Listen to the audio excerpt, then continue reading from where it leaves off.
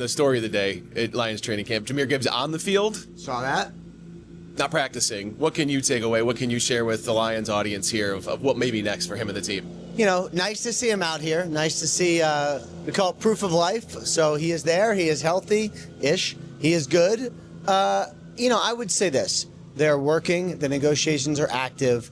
There's really no debate inside this organization about whether or not Jahmyr Gibbs deserves a deal.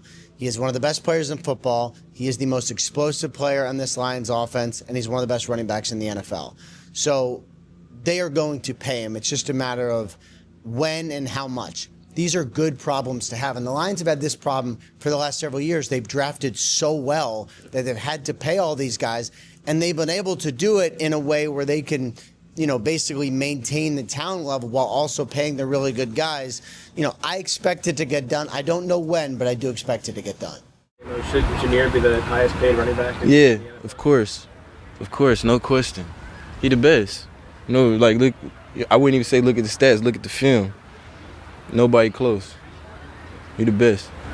What does he mean to this team in this offense? A lot. When Zero get on the field, it's like it's game changing for us, because to me he unstoppable. Like he get through the line of scrimmage, he goes 70. Get through the line of scrimmage, make somebody miss. Like it's just I love playing with him. I love watching him. Like he got one of the best games I ever seen. There's one thing that's been on my mind, bro, and I read like a week ago. The last week of July, they were saying that the Detroit Lions still haven't, they were really far apart assigning Jahmyr Gibbs to a contract extension. Like they had really made no real gain. So this is what I don't understand. Okay.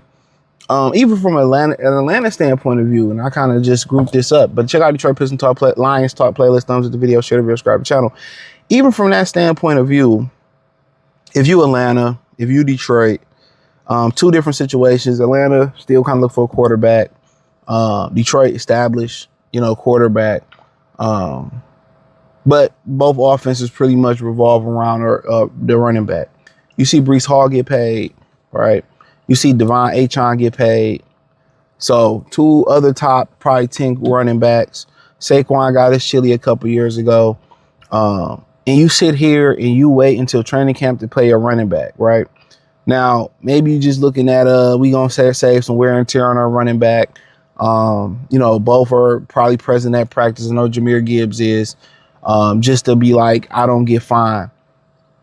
But the minute that the Detroit Lions, the minute that they knew that they are not going to make a move for a Crosby or Garrett or a name of that caliber, and maybe that still may be in play, the only acceptable reason not to pay Jahmyr Gibbs or Bijan Robinson, or from the Gibbs standpoint of view, maybe Atlanta, is that I'm waiting to see if I can bring in a bigger name. If I'm not going to bring in a bigger name to go with them, it's no reason you should be waiting to pay these running backs. Especially Detroit. The minute you phased out Dave Montgomery last year, y'all should have already started dialogue with Gibbs' agent. Y'all should have already had that dialogue. Because you risk him sitting out two weeks of training camp is not bad. 3-4 weeks of training camp, and then he get out there and get injured. Come on. Why not? If you gonna make the decision to pay him, pay him. Pam, what are we waiting around for? You didn't wait around for Sewell. You didn't wait around for J-Mo. You didn't wait around for Amon St. Brown. Come on. The dialogue, the blueprint, the framework should have been there for a deal.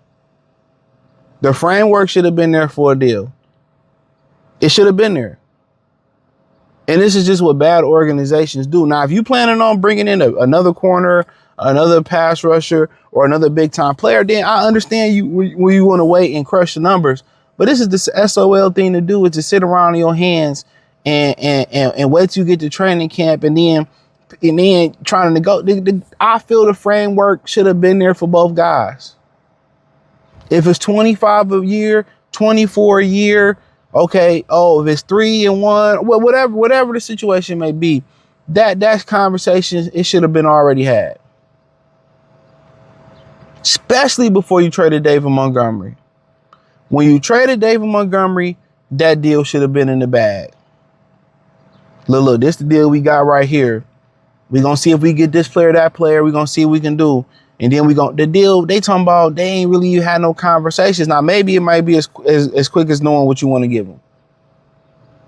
You know, maybe it may not be that easy, but if it's 25, 23, 26, whatever it may be, you know, you don't have the luxury in the way. I mean, especially the way these guys dropping like flies in camp.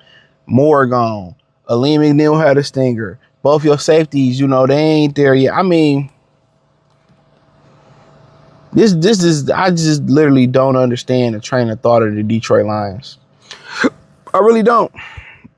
I really don't understand it. I really don't understand it. I don't. That's just my opinion on it, and a lot of people may disagree, but this should have been done. If this shit go past this weekend, the first weekend in August, bro, because they about to get pads on. I just don't understand what's the point of dragging your feet. And I get it. He probably got what? How many years he got left? Hold on, how many years he got left?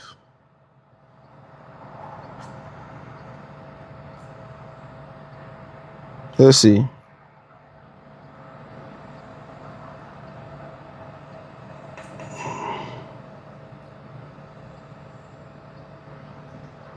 So he got 2 more years left. He got this year and next year left.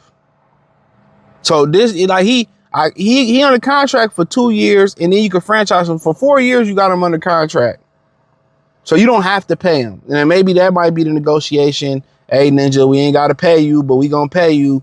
So I mean, in general, you paying him 2 years, 2 years out, 4 years out if you want to tag him.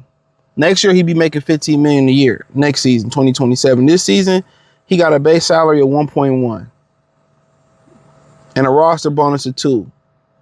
So, I mean, if I'm them, I just take care of him, bro. If that's what you're going to do, take care of him.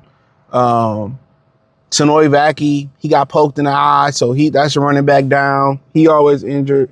You know, Pacheco, he ain't no David Montgomery. So, in general, pay the man. Pay the man. But I hit the link in the description. Check out Detroit Lions Talk playlist.